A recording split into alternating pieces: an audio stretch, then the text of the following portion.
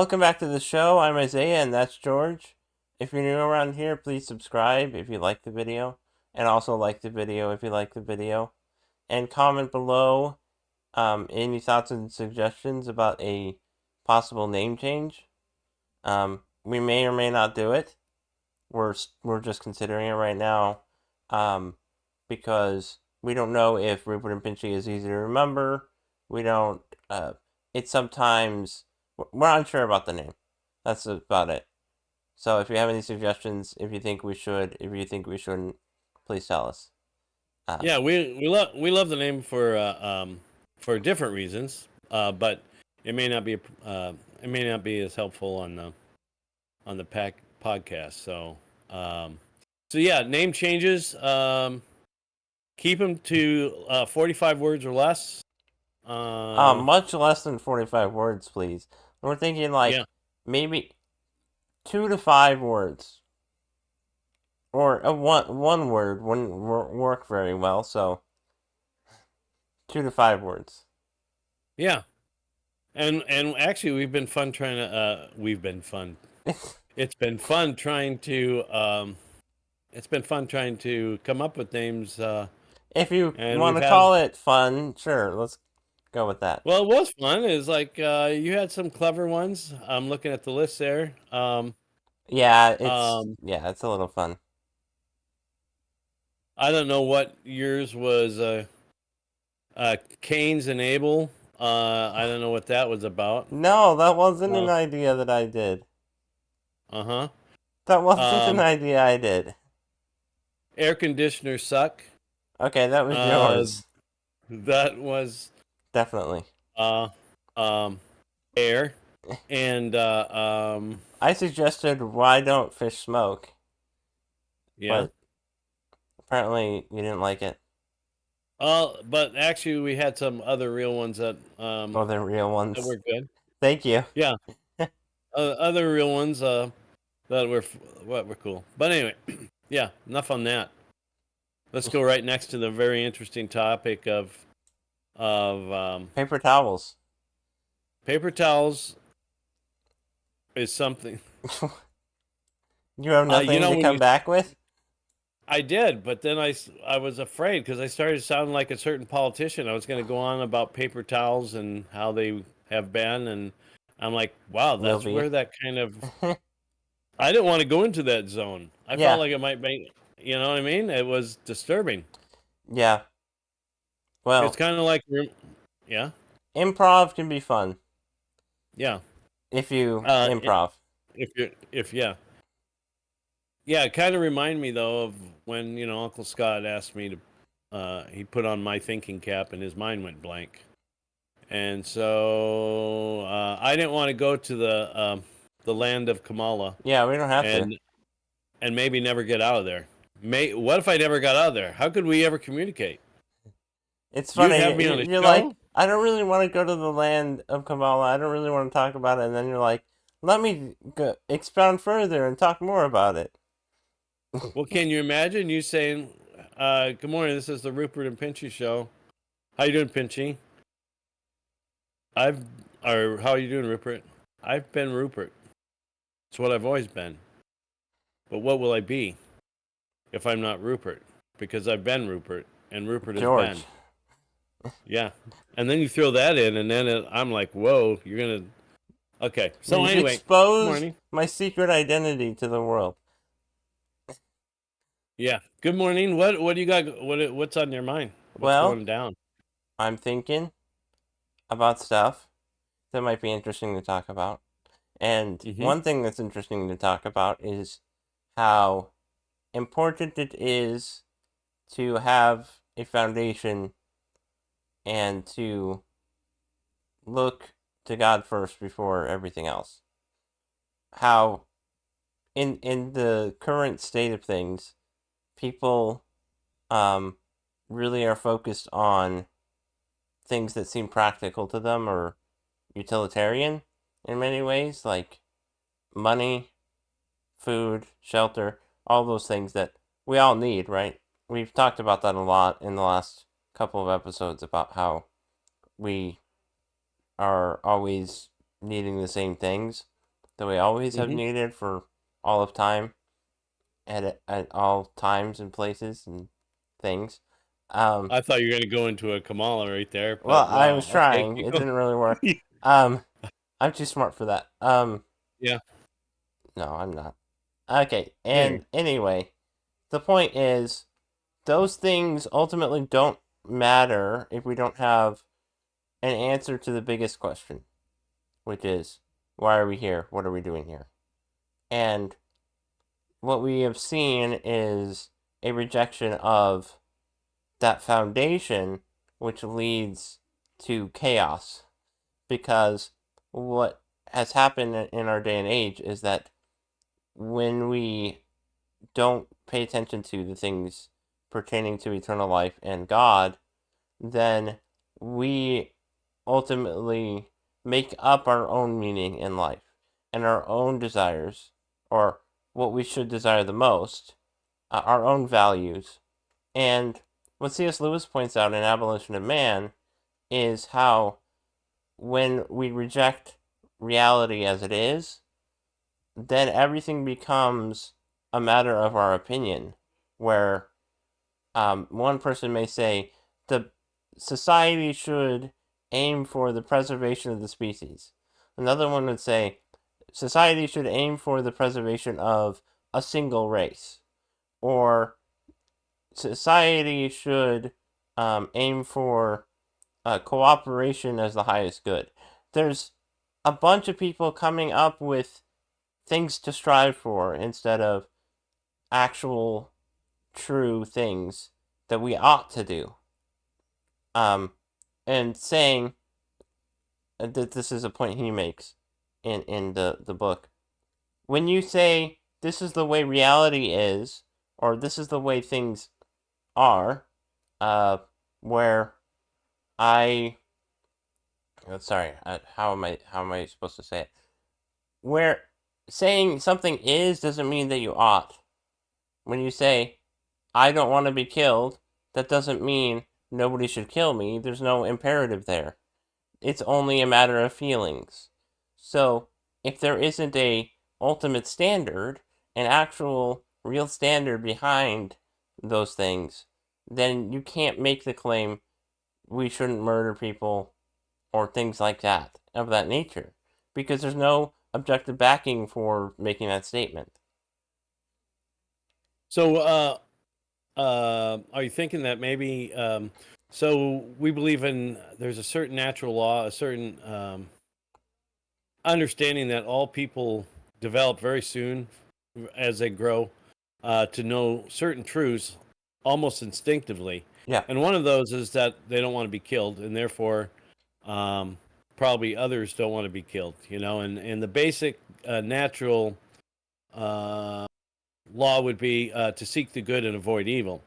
And so, so coming back to your example of I don't want to be killed, the natural law instinctively um, we want life. We want to preserve life, and so we don't want to be killed. And then we go to the next step, which might be that, well, okay, my neighbor uh, Jimmy doesn't want to be killed either, so I probably shouldn't kill him. But then you went to the step that is only I don't want to be killed. That's the feeling part of it. It's like, but there's something behind Yeah. that, a law Right. that says you shouldn't kill, Right. And right? Or that's you the shouldn't only murder. way that natural law makes any sense is when the natural law. I'm sorry. The natural law only matters if it's objective. If it's just a subjective feeling that I feel like I don't want to be killed, um, the law is more than that. It's a real thing. It's a real standard. That's what. Are you saying the eternal law is or the No, the natural law? natural law is. What I'm saying Okay. is it's more than just feelings. There's reason behind it. There's a reason why that law is instilled within us, right? Mm-hmm. And Mm-hmm. um ultimately the natural law is created by God. Um and the thing is, it has to be more than I just feel this way, because otherwise there's no ultimate reason for it. There's no, like, there's nothing to keep it from falling. That idea from falling if it's just feeling. Right, because well, then it would be arbitrary. Yeah. And And so things can't tomorrow, be arbitrary. no, no, um, things of principle. I can arbitrarily like vanilla today, and then maybe arbitrarily like chocolate ice cream tomorrow. Well, and Now, if that's someone asked also me, not arbitrary. okay, I was just going to say that. I was just going to say even that if someone questioned me, well, why do you like chocolate ice cream today? There's going to be a reason, and so it's not just like I spin a wheel and go like, okay, I'm going to have chocolate today, and then spin a wheel and tomorrow I'm going to have strawberry. No, there's something more to it. And Right. even if someone said, well, you do have a spinning wheel, and you do spin it, and then whatever it lands on, you eat it. And then I would go like, yeah, but I made the spinning wheel, and I made the decision to submit myself to the spinning wheel and spin it, and then or eat the ice cream of that flavor that day. So it's still not arbitrary. Right. Well, yeah, there was There's a no way to reason. escape it. There is no way to escape it. Right. And the thing is, somebody might say, well, isn't that the same with feelings? Are feelings ever arbitrary? And it's like, well, feelings aren't necessarily arbitrary. The issue is that feelings are an unreliable standard for laws and rules. And that if you were to follow that logic of um, we should follow, feelings aren't arbitrary, which feelings should we follow? Which ones should we base the standard on? And Yeah, so, yeah. well, uh, feelings can be an indicator of something. They can be red flags. They can, but they're not the definitive things. But Oh, I just remembered what the point I'm trying to make. The okay, the place where arbitrariness enters in, when I say you make an arbitrary standard that you decide society should follow this, is when you decide that there should be some precedence in our desires and emotions. When you say we should, um, we should try to preserve the species as much as possible, should be what we focus on because of some desire within us. Why should that outweigh the desire to live and to not sacrifice anything for the sake of society? There is an instinct that we have to survive, and we don't necessarily want to sacrifice for the community because it doesn't benefit us except for us to have some, like, or expectance that it's going to make a difference in life, and that we're not even going to see it if you sacrifice and die for it. Um, just like there's really no desire to see your work go to ruin, so it there's not a reason to go for that idea. So the place where it becomes arbitrary is when we decide that there should be a precedence of one desire over another when trying to make that law that is based on feeling, if that makes sense. You know yeah. what I'm saying? I kind of know what you're saying. And I'm thinking that so if you're so the natural law, it's almost like a well, it's not almost. It is a pre a preset principles that we propose that God created in all things. That a tiger is going to be tiger-like, a lion is going to be lion-like. There's certain things that He programmed into each creature, and into man, uh, He programmed the natural law, which is basically the pursuit of the good, and so that you know.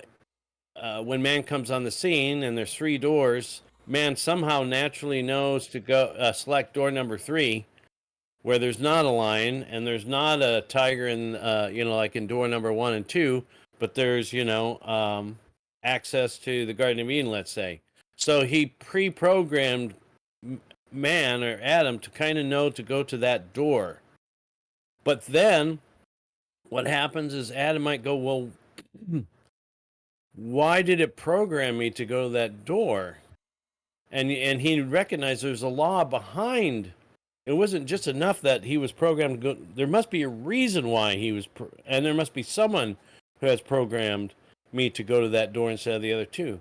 And then someone will say, well, that's not real clear. Well, okay, let's use Adam and William are have there's a beautiful girl named Cheryl in town, and they both want to marry her. Well, so Adam and William, you know, try to date or what's the word I want to say? Date, court Cheryl, and Cheryl kind of is inclined to like Adam. Well, William is not real happy about that. He was all happy with not killing Adam before. He was all happy with Adam not killing him before, and he understood that the reason why Adam wants to live is that he likes life, and the reason why William wants to live, he likes life, and so I suppose that Adam wants to live too. So I'm not going to hurt him. But now there's an object that they both desire, and now William. If there wasn't something above the natural law, or behind the natural law, we should say, what would keep William from doing Adam in order to be able to marry Cheryl? Because it was just like, there has to be more than just, the law is, natural law is pursue the good and avoid evil. But there has to be a reason why of right and wrong. Yeah, well, the issue, though, is the good itself introduces morality into the situation. Well, explain what you mean, because I'm not sure. Well, the natural law is okay. The definition of the natural law was pursuing good, basically. Well, avoiding evil. The good already has to exist in order for the law to exist. And so, yes, there has to be something backing the law, but the reason why is because, by definition, the law is backed by something. By the good. Well, man doesn't know that, though. Right. I'm not denying that. I'm just saying that there is already morality. Okay. The basis of natural law is morality. Okay. The good is a moral principle, is the highest moral principle, which is God, and the natural law is defined as seeking that highest principle. And so, morality is already introduced into the natural law. Okay, but not the reasoning. The good is the reasoning, isn't it? Well, okay, considering the example I gave with Adam and William, natural law indicated to them that they want to live, and then they shouldn't end each other's life, right? Yeah. And the natural law is an inclination. And the inclination is a leading to come to understanding. And so it really had never been tested past them being wanting to just have life and not end the other person's life. But now all of a sudden, a very desirable thing comes into play, and now Adam and William could argue, well, why wouldn't it be wrong to end the other person's life so that they can have Cheryl?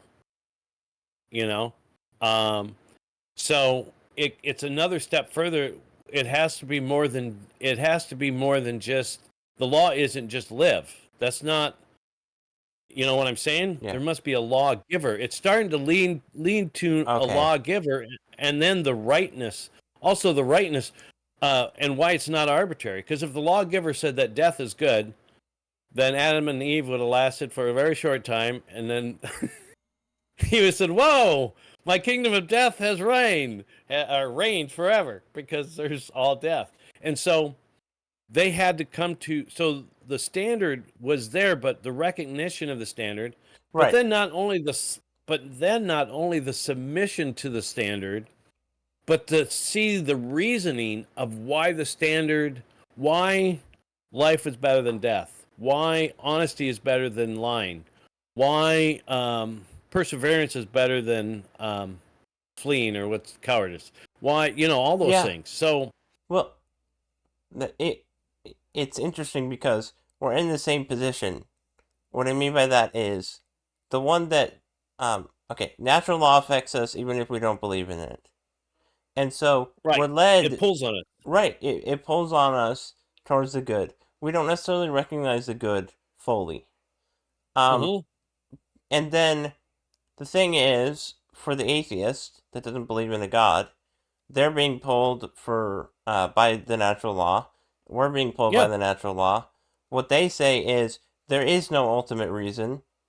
What we say is there is an ultimate reason, and the reason why we can trust the reasons is because of our God, the Mm-hmm. who um, bases his decisions on reason and on his nature. Mm-hmm. And we can look to him and his standard, whereas the atheist can't do that. And Well, so then it yeah. ends up being arbitrary which um, why the natural law is the way that it is. Or sorry, Yeah. the reasoning that's given, there is no reason for the natural law in that worldview. Well, yeah. So the atheist uh, can. This is why atheists can uh, have some virtue and morality. Um, uh, they recognize, like you said, the natural law pulls on every human being. We are able to discern right from wrong, prima facie, without anyone trying having to explain it. Um, we know it's wrong to strike another. Okay, so uh, most atheists, no, I suspect that they don't want to steal from people, and they don't want people to steal from them. I suspect they don't want to kill people, and they don't want people to kill them. I suspect um, that a lot of the things that the natural law that God has put in place to direct His creatures, um, in order to help lead them, first of all, so that they enjoy life and have life, but ultimately to lead them to finding Him. Yeah. And so they can, but in certain circumstances, when it becomes difficult, when money's involved or power's involved, or somebody they think should be in power instead of another person being voted in, or coming back to the simple example of Adam and William with Cheryl, they both want Cheryl. Now the natural law gets violated, but not. But they could argue, well, I'm gonna take Adam out because it's good for me to have Cheryl and have children and propagate the species. Well, there's something more to it, Mm. and he also knows that. But he could use um, incomplete or manipulative or sophistry type logic to defend why he would need to take Adam out and how it would be justified. Mm. Uh, so again that points to something. It's not just enough that I live, but there's other certain uh, qualities to that. Why should I live? And why should I not take Adam out? So it starts to get more, I wouldn't say complex, just layers upon. It's another, uh, when you don't know somebody and you first meet them, um, uh, a lot of times you think the more I get to know that person, the simpler it is going to be for me to function with them. And it's like, that's kind of true. Only if there's give and take and there's growth and there's a true relationship. Right. But when you first meet somebody, if all they ask for is water, then that relationship is really simple. Oh, here's a glass of water. We have a complete, solid, 100% perfect relationship. Everything you wanted from me, I gave you. Well, the more you get to know them, the more somewhat complicated it is. Well, I don't want water all the time. I'm sleeping right now.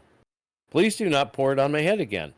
Um, and so, as we move in life and in action, we get to know each other more. Uh, it seemingly gets more Yeah, complex. it does. And the thing is, you're trying to balance all these different factors that all go into the human existence. And so you have to use practical wisdom and judgment to discern what is right at the proper time and what is this good for. And the thing is, people are really good at misplacing what the ultimate good is. Some people, they interpret their desire for something good as leading them towards money, prosperity, things like that, whereas it really is ultimately leading them to God. That's the ultimate purpose of the natural law, is to lead us that way. And so these are all means for what would it be? Being able to honor God more and better if we live in prosperity, and sometimes it we could possibly have more time to think about God and contemplate God and to maybe give to the poor, things like that. Um, and maintaining our existence here so that we can continue growing the kingdom of God. There are other things to talk about, but what I'm saying is we take good means and we try to point to those as the highest good instead of to the ultimate good, which is God. And so we Hmm. always have to balance what we need at any given time to reach for that more and more, and to reach for relationships, and all those things. Hmm. Well, it unfolds and grows. Some people will say, "Well, God, it's overwhelming. How will I know whether or not I should use a big envelope or a small envelope to send that letter?" It's like, okay, relax. God has created us in such a manner. For simplicity, I'm just going to come back to when you first meet and says, "Hey, can I get you something?" Yeah, glass of ice water. So you give him ice water. Well, it doesn't take too long to realize in walking in that relationship that he doesn't always want ice Right. water. Okay, especially when he's sleeping. Don't pour it on my forehead. So the next time these two friends get together and the one looks at the other and goes, okay, they don't have to go through every step of the relationship and go like, okay, he wants water at this time, this not on his head, blah blah blah blah. There's already foundations laid that make action quick and easy, and communication. It's like developing virtue. Why do you develop virtue? So that because you either develop virtue or vice or somewhere in between, and it helps your action be fast and fast and efficient. But it depend upon whether it's a virtuous or a vice. It's either going to be a good action or a bad action or somewhere in between. Good actions and bad actions can be done very quickly, and it's just that building of virtue, building of habit, or building of vice that makes it. And um, so when you're talking about, some people might feel like, gosh, it's so complex to figure out. I don't know, am I supposed to use this size of an envelope instead of the other size? It's like, relax, dude, relax. you know. Right. I just thought of something which I haven't realized is the point of, or the definition of love as being um, to will the Will the best good of another. will the good of another for God's sake, or will um and also for their sake. what Mm-hmm. I think is interesting about that is that's kind of what we're talking about. If you when we're trying to be hospitable towards our neighbors who say, "I want a glass of water," at one point, their need is going to be different at another point. And so, if we're going to love them, then we're going to give them the right thing at the right time for the right reason, right? Mm-hmm. And Mm-hmm. that's how we will the good of another is um, what will aim them more towards the good. Okay, relationships lead us closer to the good. Evangelism leads us closer to the good. Um, and maybe at one point they won't accept a glass of water from you or from something like that. And then what would be the good for them would be okay, if they won't accept it, then I'm going to take a step back because what I'm doing right now is not going to convince them or isn't going to help them. And so they have to realize that they have that need. Um, so there's many instances that we could point to of how loving our neighbor is going to look different. It's always Mm-hmm. going to be the same, that we always do what is right to them, and we always treat them with the love that we have from Christ, in Christ, and from God. I mean, and because Christ is also God. But anyway, Mm-hmm. it's going to look differently. It's going to play out differently, Mm-hmm. depending Well, on I think circumstance. yeah, I think you point out a good thing. It's like it is really talking about the two commandments that all the laws and the Yep. prophets are held by. It's the love of God and love of neighbor. And when we love another for God's sake, it's uh, we have to love them, and we're doing it for God's sake. And just like the scripture in John, where it says, like, okay, you say you love God, whom you can't see, but you really don't like your brother, whom you can see. You know, and so God, knowing our tendency because of the fall and concupiscence and our weakness and our desire to control and all that thing, um, the definition of love being loving another for God's sake uh, it includes both loving for God's sake, but also for that person's sake, because it's inclusive. If you God wants that person to be cared for, taken care of, fed, clothed, loved, told the gospel, both. He wants the body and soul to be Yeah. taken care of and honored, and mercy shown and patience. So, Yeah, and so it goes anyway, both ways. But yeah. the love of neighbor and love of God are so intertwined. You can't say you love God unless you love your neighbor. You can't say that you love your neighbor unless you love God. Um, these are both so intertwined that the reason why it's said one commandment, isn't it? Doesn't Jesus say, "Oh no, two"? There's two, but it's Yeah, but basically they say, "What is the there's greatest another place that commandment?" says one. Oh, Yeah, and then the second is like the first. Um, yeah. but they're so intertwined that you almost can't remove one without removing the other. And Well, actually, that would be true. At least in the position that we're in. Um, well, the you can't really you can't really love another the way they need to be loved uh, unless God helps. You know right. what I mean? Unless we are seeking God, we're never going to really love our neighbor the way we should. Unless we're seeking to love God and submit to Him, render the justice due to Him, the worship of Him, according to how He likes it and describes, not according to our ideas. Um, uh, then we're going to fall short when it comes to loving our neighbor. But God is not a waster of anything or time at all. He redeems everything. So even if we don't, uh, we're attempting to love God, even if a person doesn't really acknowledge God within a certain realm, but they're trying to love their neighbor, that has the ability because God's spirit and grace is available. That has the ability to start leading them to God Yeah. because they're going to. You know what I mean? But and that's a really good thing when people that don't know God or don't follow Him and they're trying to love their neighbor. Why wouldn't we give them credit for that?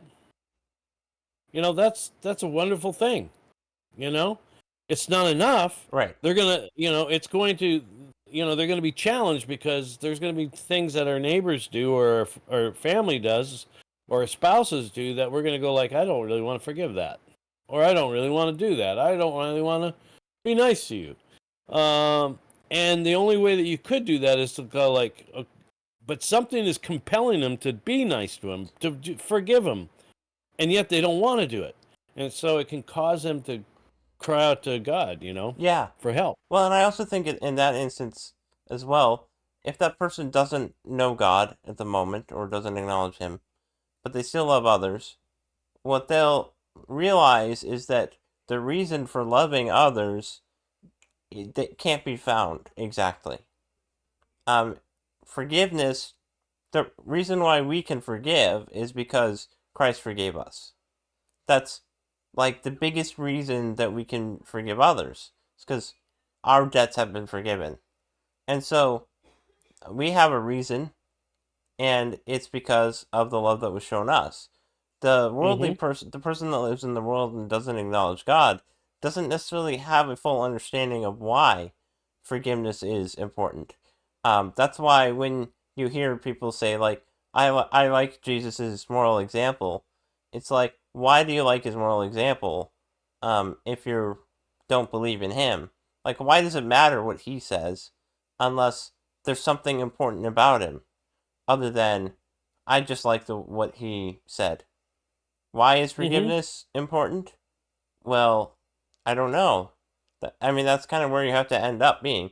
Other than maybe it feels nice, but yeah, that's why ultimately you have to reference something higher than simply I like it and it I prefer it. I think. Yeah. Well, and earlier on we were talking, and it probably would have been the time to bring this up, but I was thinking that cultural Christianity um, uh, is really atheism, uh, because you know when Richard Dawkins or whoever says he'd much rather live in a Christian country than a Islamic country. Um, and that's not to say that Islamic countries do not have some moral codes that are reasonable. They don't promote theft in Iran, That's true. right? So there is some semblance of good law and good morality. They're missing out on other stuff, but I don't want to get bogged in that. But cultural Christianity recognizes the goodness and the fruitfulness and the peace that Christianity offers, or its philosophy, or its teaching offers. But cultural Christianity is unwilling to submit truly because when push comes to shove, the cultural Christian will set aside those cultural Christian teachings to get their own way Yeah. in difficult situations where the Christian, um, uh, uh, I was going to say sadly, but I don't mean sadly, the Christian has got to have the fortitude to not give up the morality Right. and the goodness in the face of imminent danger, or for self-preservation, or for the preservation of others, to sacrifice the good in order to and submit to the evil in order to accomplish a good. I mean, Paul says, you're not going to accomplish good by giving into evil. I mean, that's just common sense. And So so the yeah, cultural. Go ahead. the reason why we're Christians is because we believe in Christ. We believe He died for our sins and was sacrificed. The reason why a cultural Christian is a cultural Christian isn't because of those things. He just likes the ideas, whereas the reason why we follow it is because we believe it to be true. The one that believes something to be true is going to more readily hold to it, or be more willing to hold to it for a long extended period of time, as long as they believe it to be true. But the one that doesn't believe it to be true, they don't have a reason for holding it to it. Yeah, well, the only reason is for some temporal benefit. You know, my neighbor treats me nice when I treat them nice. You know, and again, God uses everything. But if that's the only reason you do it, there's going to come a time that you're not going to want to treat your neighbor nice. Right, yeah, that's what I'm saying is there's no reason to hold on to it when things get tough. That's what I'm saying is Mm-hmm. there may be a reason why you like it, but or want to follow it or believe it or not believe it, but like the moral principles. But in the end, there's no reason to hold on to it. Well, yeah, it's like it would be like someone saying, "Well, you know, I believe in the teachings of Jesus and everything, but I don't think I would die for it." Well, then you really don't believe. It's good that you are you're intellectually assenting to the benefits of right order and right action. It's good that you're recognizing that, and it's good, but because we live in this life, and then you come all the way around to the circle to the so-called problem of evil, and all those things.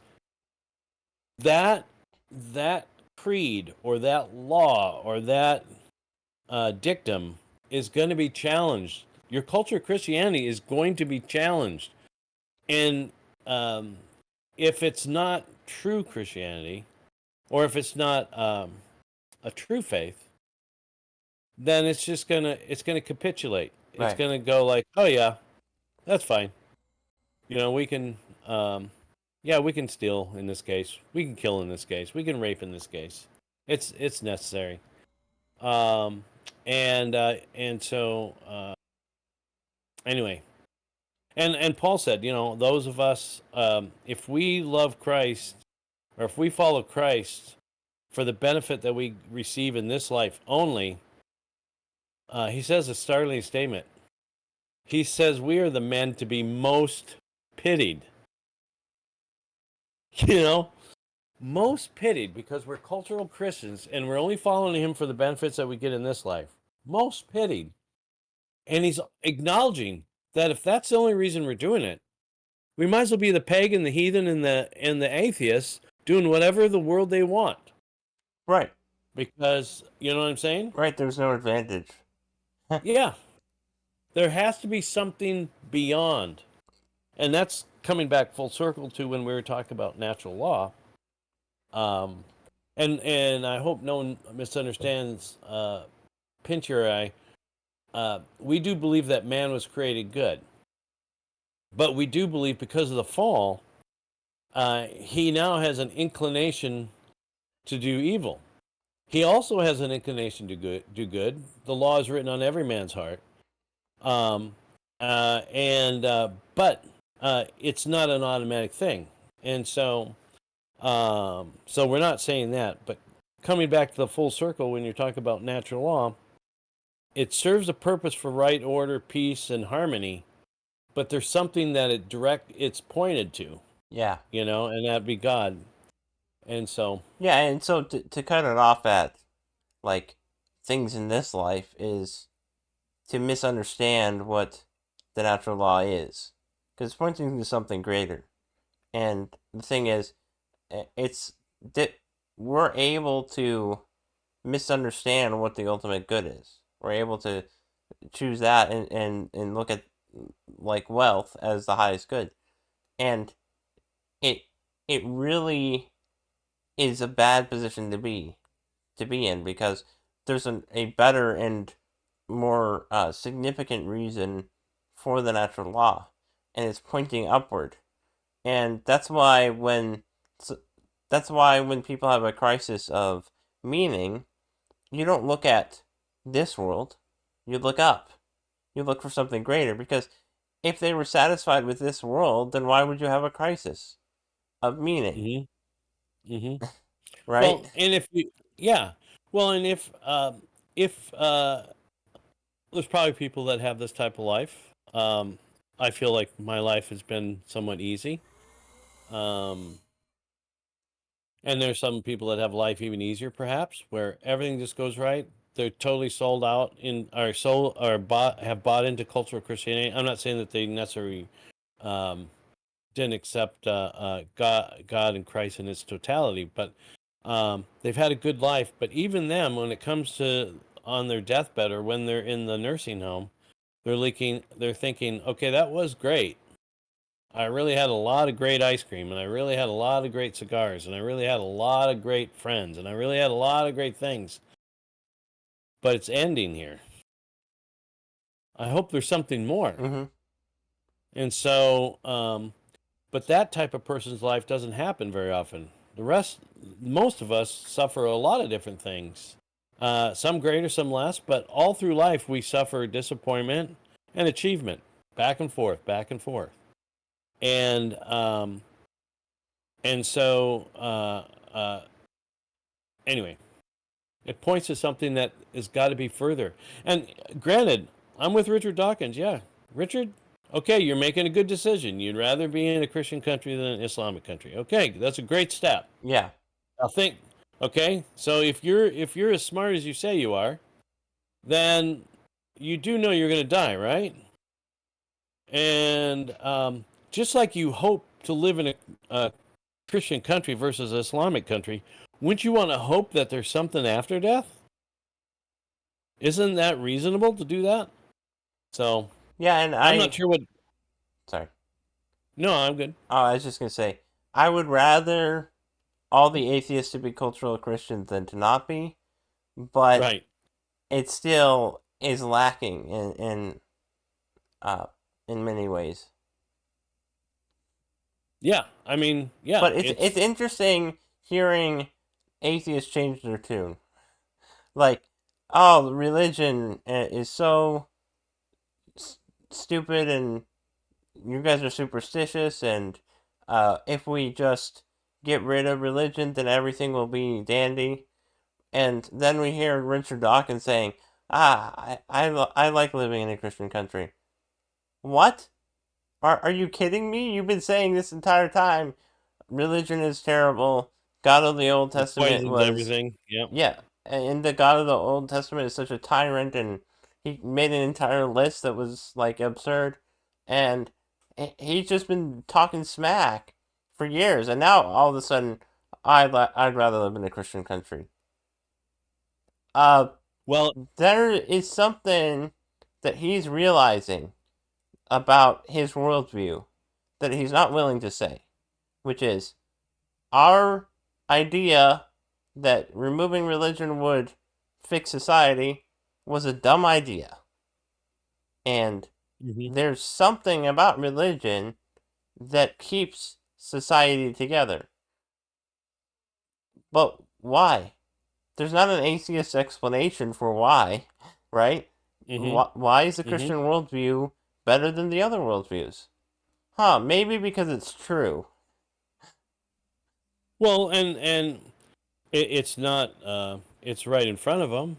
If they're a mathematics professor, they understand the laws of physics and the laws of geometry and the laws of the excluded middle and the laws of contradiction and the laws of identity. And if they didn't, they could never do math. But they know that 2 plus 2 is always 4. And they know that if they divide it by 3, it's, 4 thirds or 1 1/3. And if they, so they know these things. But I was Yeah, thinking cultural, when we talk, everything needs definition. When Richard Dawkins or whatever talks about cultural Christianity, you have to think about, okay, how are they defining Christianity? What do they even mean? They're actually really only discussing the fruits because the means they don't like.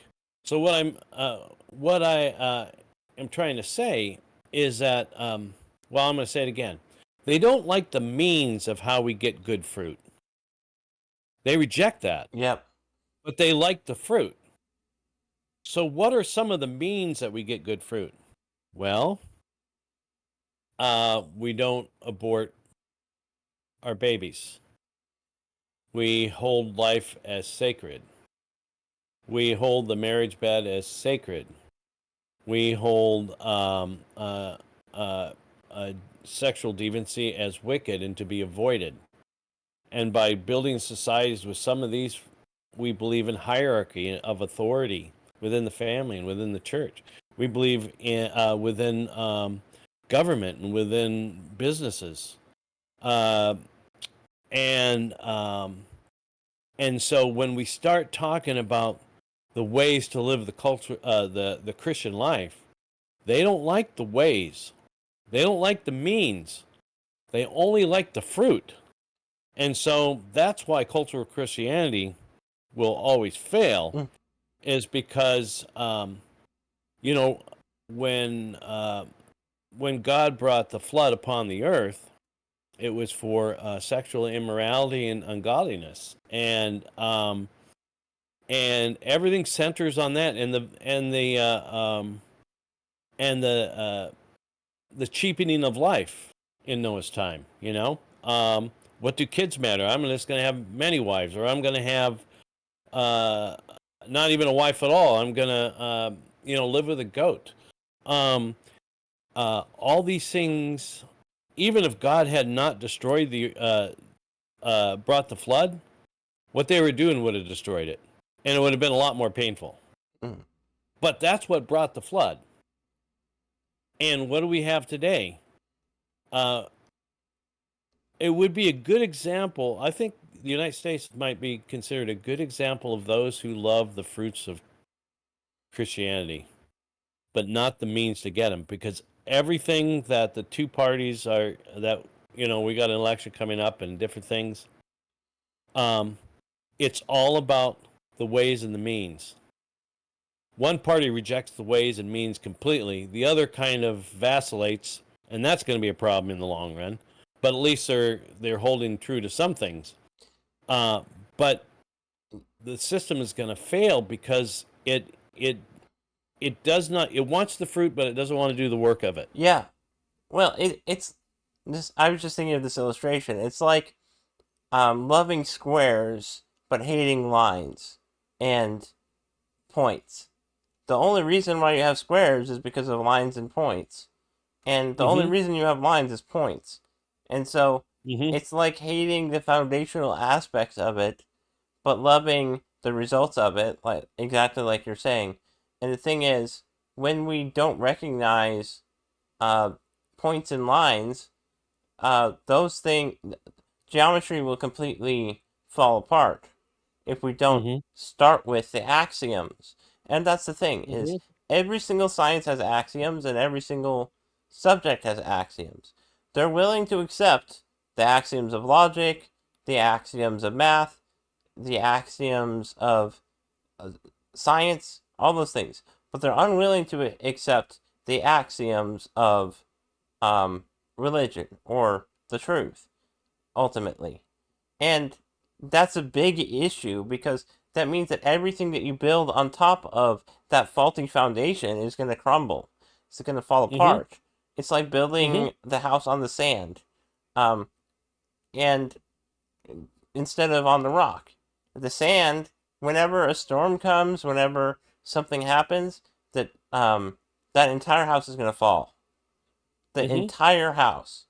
And this is a big issue because what's been going on in our society is a continual um, rotting of that foundation that's Mm-hmm. in this country. And so the reason, like Richard Dawkins now is talking about Christianity in a good way because he's seeing that the house is starting to crumble. And so what can you do? You try and put some board up to try and keep it up. And so you're like, Mm-hmm. "Oh, yeah, Christianity is a-okay except for the believing part." Um Yeah. but the reason why And he's and the rules part. right, and the reason why he's talking about it now is because he's seeing the fruit of the devil, the fruit of evil. of what happens when you get rid of the true foundation.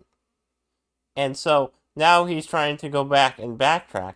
But the only way that he can fully um, show what is missing in our society is by being a Christian. And Mm-hmm. he's either going to have to accept that the only reason that the only way that he could help is by actually becoming a stone of the foundation, um, or he's just going to continue down this road of being wishy-washy, and you Mm-hmm. can't last that long. You can't do that forever. Yeah. Well, eventually, either a heart is cold or hot, and and he's recognizing it, like you said, he's seen things crumble. He also knows he's I don't know how old he is. Maybe he's 80, close to 80. I I have know no he's in his idea. 70s at least, but he's getting older. He has a lot fewer days ahead of him than he has behind him, and he knows that. And so part of him can go like, "Oh, what the hell? It's gonna fail. I don't care. I'm dying anyway." Um, or he may, I don't know his family life. Maybe he has children. Maybe he has grandchildren. Maybe God is merciful. I hope he turns to God. Yeah, It's not going to absolutely. be easy. It's not going to be easy because he's got to admit that he was wrong, and then he's got to face the fact that he has deceived many people, and those people are culpable for themselves, but are responsible for accountable for their own actions. But he helped lead him down a bad path. So I hope he would go like maybe, oh gosh, the way things are going, there's not going to be anything left for my grandkids or my great grandkids or for my children or for my brother's children or for my sister's children. Maybe that will be enough to spur a hope, and maybe. Maybe. But like you said, he's seeing the. But they do, and this is well, we can. That's another subject, and maybe we can do that another time. We were talking about doing an episode on elections, but this totally goes right into talking about that one title that you came up with as far as um, you know which one I mean. I Um, can look here real quick. I The didn't come. truth, I don't remember coming up with a title, but I just wrote down the topic idea, which is values without truth are not values at all. right? Okay, and so and that's we know the Democrat Party has got issues, and our issues are that we are starting to resemble a cultural Christianity, and that end crashes just as violently as the left. Maybe a little bit more pleasant, um, but then as we think about when you think about utopia, it's kind of a we're kind of in a, what would you call it? Not a contradiction, a paradox, a conundrum. I like the conundrum better. It's like, okay, we know there's never going to be a utopia on the earth, and yet we we need to strive to do what's right so that things run peaceful. Mm-hmm. And and and yet we know that in the long run that it's you're never going to achieve utopia here on earth. And you think, is it wrong to strive for it? No, in fact, it's important to recognize what the whole purpose of this life is that if God is the farmer, God didn't create the build a family farm so that he could look at the family farm and admire what he did. Although God does that, and we do that as well, and it's a good and joyful thing to look with fondness on things that you do that are done well and take joy in it. And so, but that's not he. A farmer has a farm to reap fruit. And so all the toil of trying to make the best farm, um, in, speaking of us, trying to make the best world, Utopia, uh, the goal is not to have a great farm that you look at and go like, wow, that's a really neat farm. Look at the fences. They're perfect. Look at, no, it's to reap fruit. The reason why we're always having to struggle to do the right thing and to build countries that are built on justice and mercy and truth and honesty and all those things is for the purpose to reap. Because we already know that we can't build utopia because there's an enemy, the world, the flesh, and the devil, and and because of our choices, God is treating us as a field to reap people that love Him, and that's what His whole purpose is. And so, why do we strive to have a good country, so that good fruit, being the people, are born and taught and raised and die with honor. So why? So that they are reaped by God. That's the whole purpose. Yeah. But Well, and gives me a thought.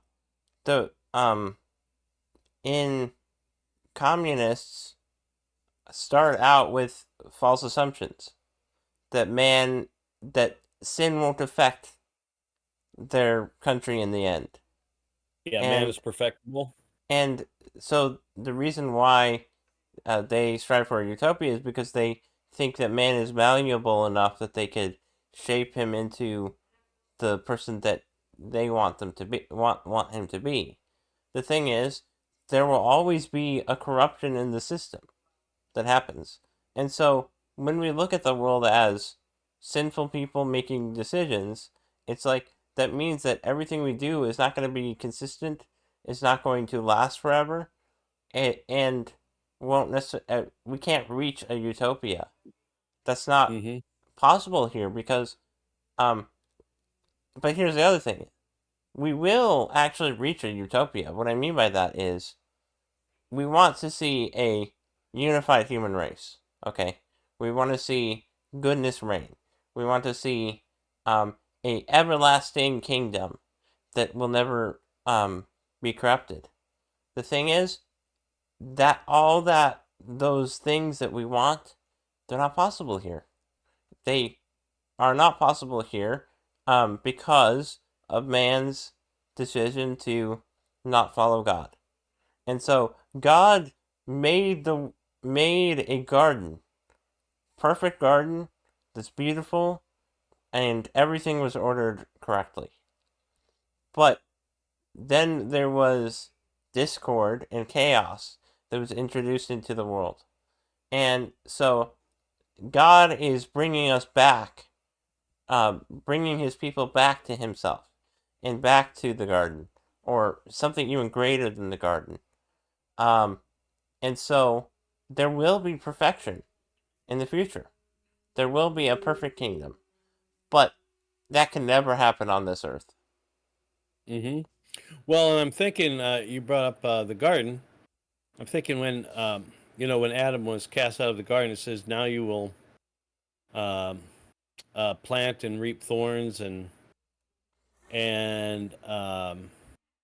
do you remember the exact wording? I know our listeners remember the exact wording, but by the sweat of your brow, You shall eat you bread. will, yeah, The ground will and produce thorns and thistles for you. yeah, yeah, and obviously, it's going to produce thorns and thistles, but it also produces fruit, but it's going to take a lot of work. And I was just thinking that uh, God is along for this. He wanted to reap Adam and Eve's children in peace and harmony in the garden. But now it's like, okay, man, you chose that you wanted to reap fruit painfully. Well, now the only way I'm going to be able to reach you and reap you is in pain and in sorrow.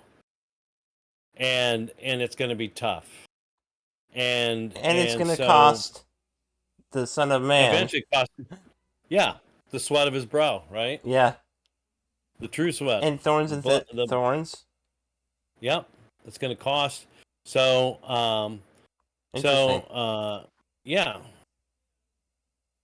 Um, but but see, you bringing up the again that uh, it's not a paradox that really bothers me, the pursuing utopia, because when you start, I mean, maybe there was a time that it did. I'm trying to think if it ever like seemed uh, how do I strive for utopia but realize that it's not going to be reached? Well, um, bottom line, we're called to be saints. And saints aren't dependent upon whether things are good or bad. Because to a saint, what is good and bad is things about themselves. They see that they have some lack and that they are totally dependent on God and that God is choosing to transform them if they will work with him. So the saint is focused on that. He and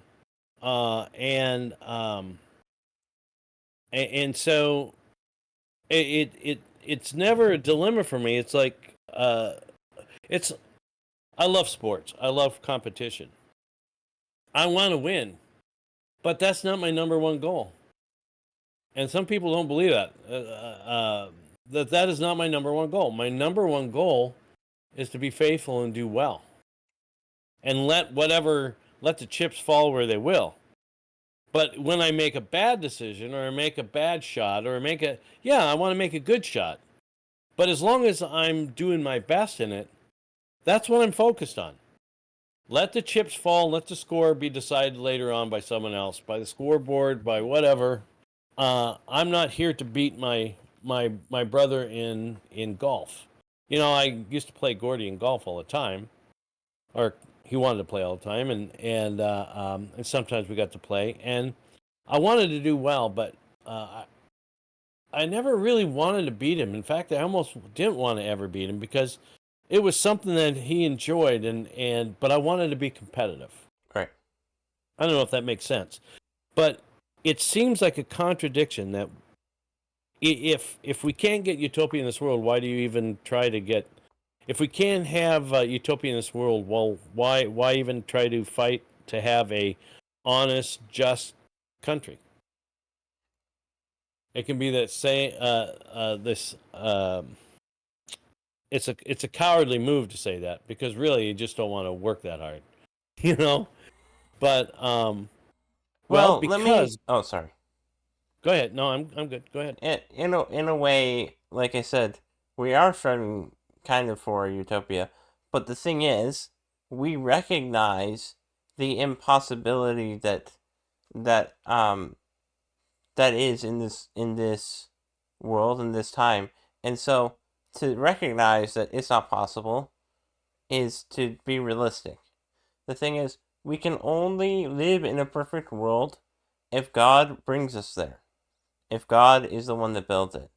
And so we are trying to bring more people into the kingdom, into that perfect kingdom that doesn't end. But the kingdom isn't of this world.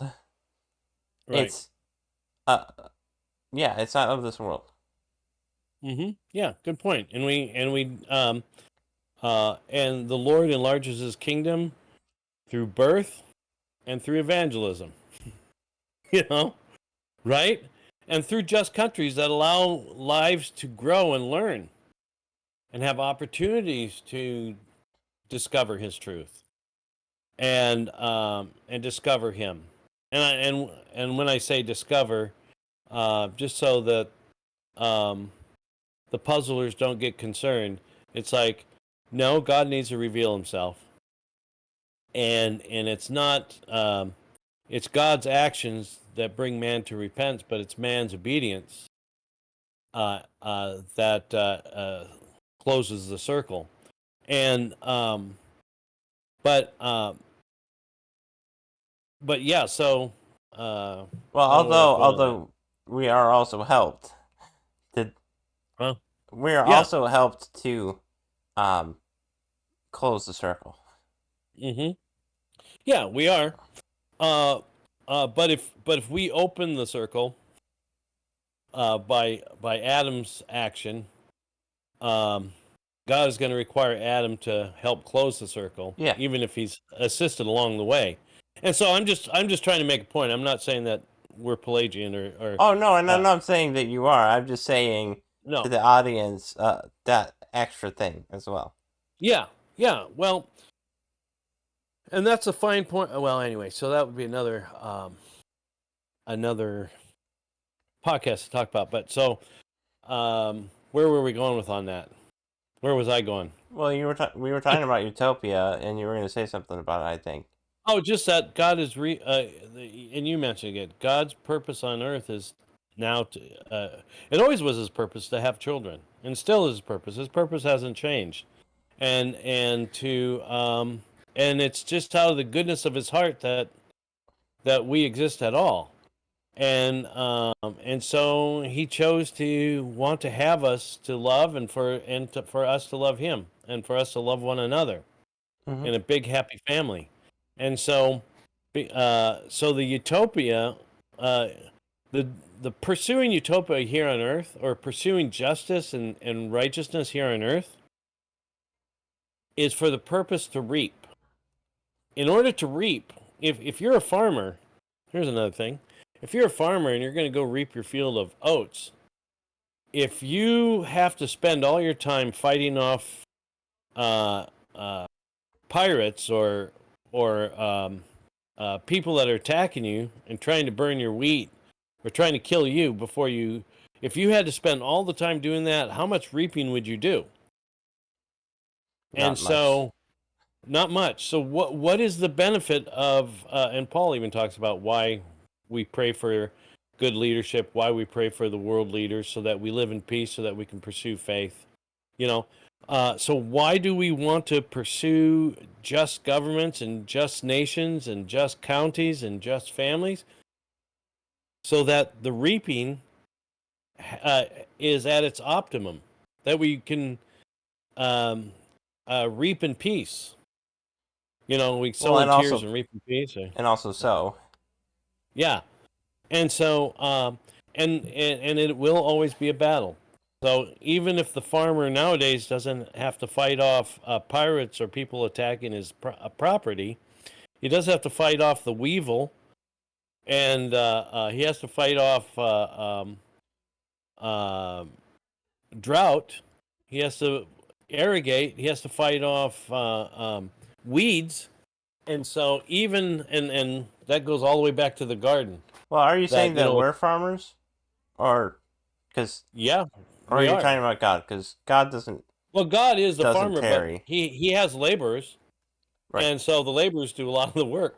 But coming back to the garden, I was thinking, it talks about weeds and thistles and all that. That was just the beginning. If God wanted to list all the things that Adam was going to have to worry against, he would have said pirates and these people and this people are going to, attack you. Nation's going to rise up against nation. No one's going to be at peace. He could have gone on and on. And anyway, yeah. So the reason why we pursue utopia and just nations is so that we have Pursue the Utopia. ability. Yeah, we do pursue it. And, I mean, it's not. We pursue justice. I guess that would be. It's a little bit like this. The problem with the perfectionist is perfection is an illusion. Whereas if the perfectionist wants to have perfection, whereas if we pursue perfection, we will find ourselves in excellence, and excellence has some flaws. You know, just like if someone said, "Man, you did a perfect job in that." Well, did you really do a perfect job? No, you probably did an Right. excellent job, right?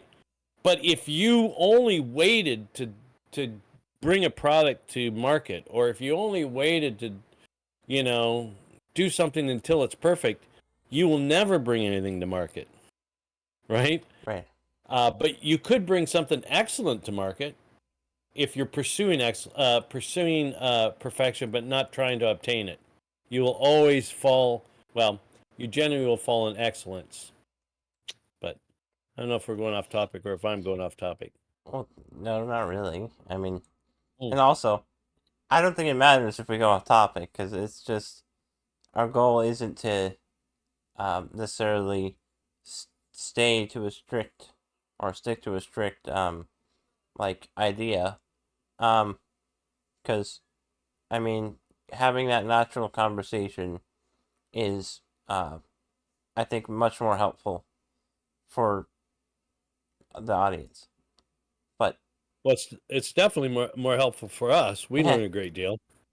Um, and so well, anyway, I don't know if you want to close this session. yeah, sure. All right. Thank you All guys right. for Well, watching again. yeah, appreciate it. And Pinchy, love you. Right there. Godspeed. Have a good week.